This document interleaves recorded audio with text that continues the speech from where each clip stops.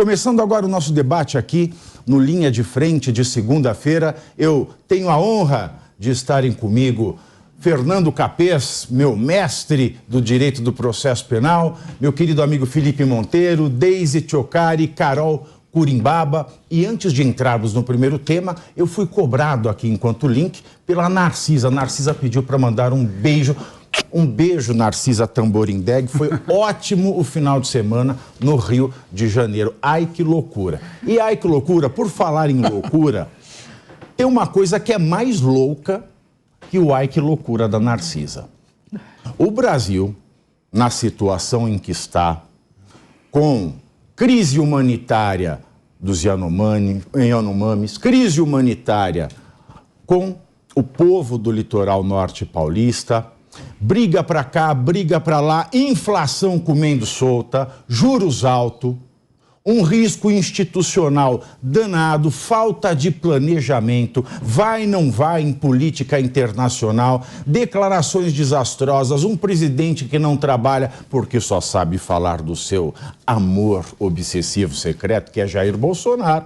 A terceira gestão de Lula na presidência já completa 2 meses, com várias áreas da administração pública sem chefia. Isso mesmo, sem chefia. Funcionário público trabalha sem chefe? Difícil. Então, vamos lá. Das 178 secretarias ou órgãos do governo, pelo menos 60 estão com comando vago. Os dados são da consultoria Ética e Inteligência Política. Nas estatais e autarquias, a situação é ainda pior. Das 72 entidades, só 47, nada mais que a metade continua sem definição. Essa demora tem provocado um apagão em algumas áreas, já que essas são geridas por nomes interinos ou por escolhidos na gestão Bolsonaro. Por exemplo, eu falava aqui na semana passada que alguns comentaristas, uma comentarista política muito famosa, uma outra economista muito famosa, na semana passada eles tiveram uma cena, no meu ponto de vista, desnecessária. Ah, o governo Lula tem 2 meses, 50 dias, 40... Nem parece que em tão pouco tempo tanta coisa aconteceu. Ele fez, retomou também e agora... E tá tudo maravilhoso. Essa era a frase. E ainda mencionaram Minha Casa Minha Vida. Aliás, o Minha Casa Minha Vida é uma das áreas que está com este apagão. Professor Fernando Capês, bem-vindo de volta. Começo com você. Olha, meu querido, em primeiro lugar, muito boa tarde a todos aqui, a Deise, a Carol, ao nosso querido comandante aqui, você também. Eu quero dizer o seguinte, em primeiro lugar, isso mostra uma certa desorganização, porque a eleição terminou em novembro, ele teve tempo para ir montando o governo durante todo esse período, e não daria para começar o governo sem que antes houvesse uma estrutura, porque a administração pública federal é muito grande, e o presidente Lula já esteve ali por 2 mandatos. Então, não haveria uma desculpa para essa indefinição. Agora, esta lacuna, estes vagos da administração pública federal são perigosos, porque quanto mais tempo permanecerem vagos, maior será o apetite do Congresso Nacional por chantagear o presidente para exigir a sua participação na fatia do bolo. E vai ficando cada vez mais difícil colocar pessoas capacitadas tecnicamente. Então é muito importante que o governo procure logo preencher esses vazios, essas lacunas que não deveriam estar lá, com cargos técnicos, porque nós corremos o risco de não só ficarem os vazios, a ausência de chefias, e quando não tem um chefe, meu querido Tiago Pavinato, fica um negócio meio, ninguém dá rumo, o chefe dá o ritmo, dá a direção, dá o rumo, transfere para o corpo de funcionários qual é a vontade política daquele governo eleito, e sem isso fica mais ou menos como aquele galo que você corta a cabeça, ou a galinha que você corta a cabeça, fica correndo de um lado para o outro sem ter qualquer tipo de direção. Que cena linda. Então, é uma cena linda essa. Mas talvez ela seja a metáfora que retrate o que está acontecendo. É o vai, não vai.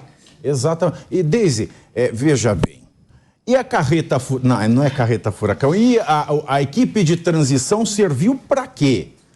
Porque nós tivemos esse tempo, né, para se planejar, se fazer as coisas, se pensar em nomes, etc. e tal.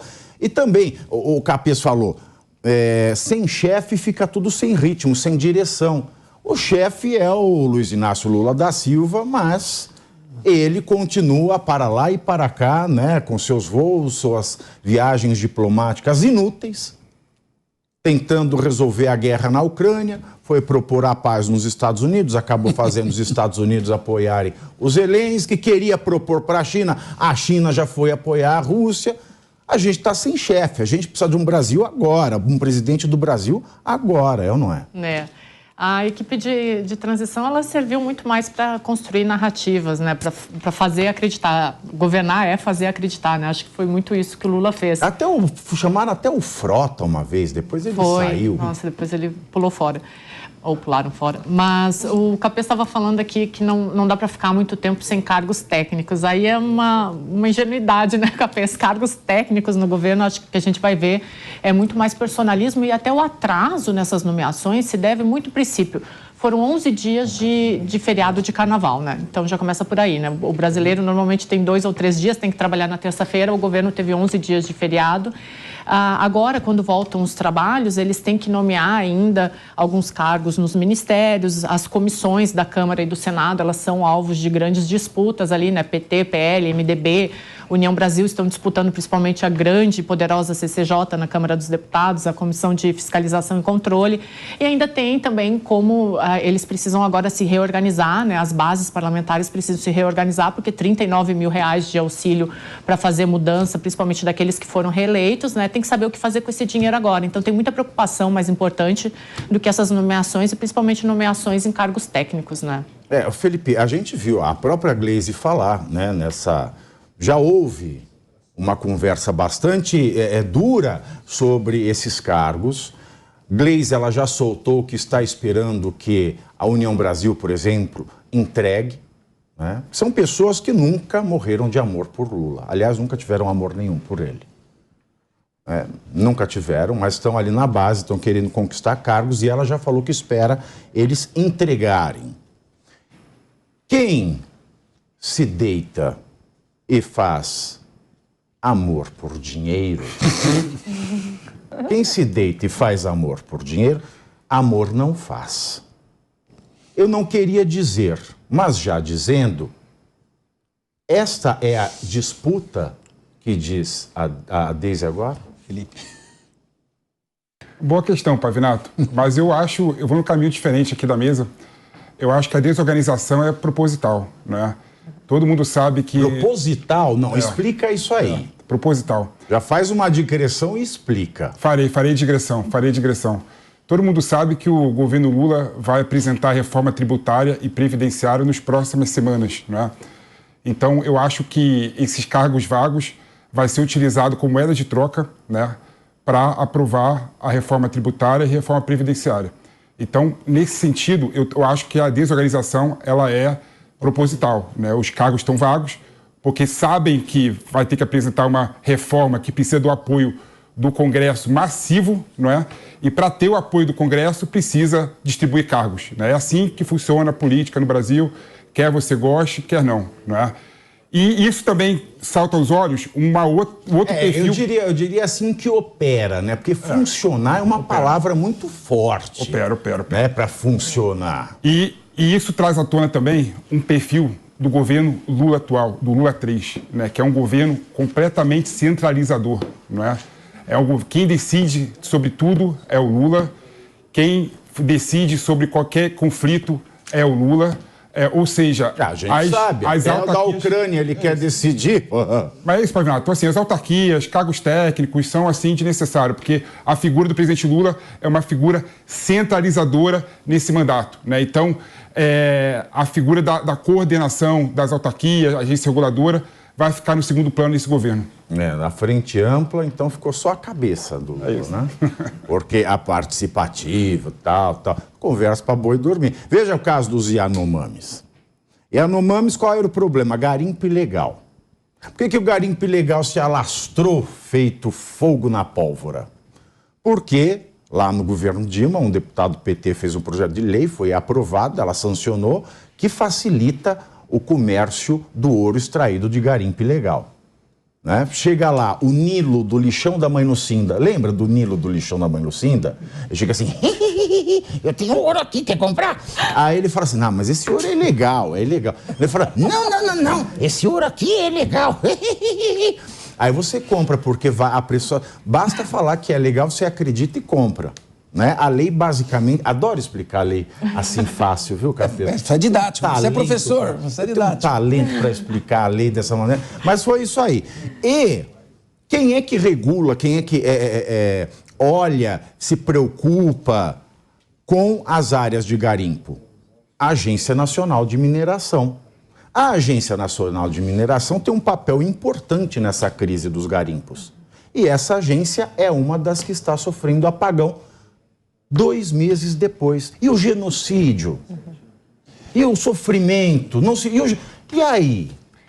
Acabou o genocídio a partir do momento que alguém acusou o outro de genocídio? E avingar a tese aqui do Felipe é perigosíssimo. Vai ser entregue para uma composição partidária, um cargo como esse. Exato. Está sendo aguardado para entregar para um partido. Já pode chamar, perigoso. Já pode chamar o presidente atual de genocida? Pavinato, boa tarde. Boa tarde, meus colegas aqui da mesa, vocês que nos acompanham. E sem falar nisso também, esse caso dos Yanomamis, a gente tem que falar muito sobre o que o ex-ministro Aldo Rebelo comentou também, que tem as ONGs que trabalham lá também, né? Que são braços obscuros ali do governo que tomam aquela população como se fossem pertencentes a elas, né? E muitas vezes não deixam nem estudo chegar, a educação, porque vai interferir na cultura da população e, enfim, é um dos motivos que dá no que dá. Mas voltando ao nossa pauta principal aqui, o que aconteceu? Vocês lembram daquela grande demissão que houve no início do governo Lula? Teve também no início do governo Bolsonaro, é natural. Quando um governo entra, ele quer tirar as principais cabeças ali para colocar gente que vá alinhada com eles.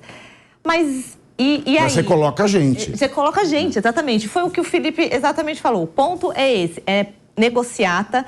Só que a gente não vai mudar isso enquanto não fizermos uma reforma política, diminuirmos o número, tanto de ministérios que foram criados, mais cargos, mais gente mandando ou desmandando e mais gente seguindo o que o Lula quer fazer, né? Então, o grande problema é esse moeda de troca que a gente tem no sistema político brasileiro e que só faz o nosso Brasil ir por água abaixo.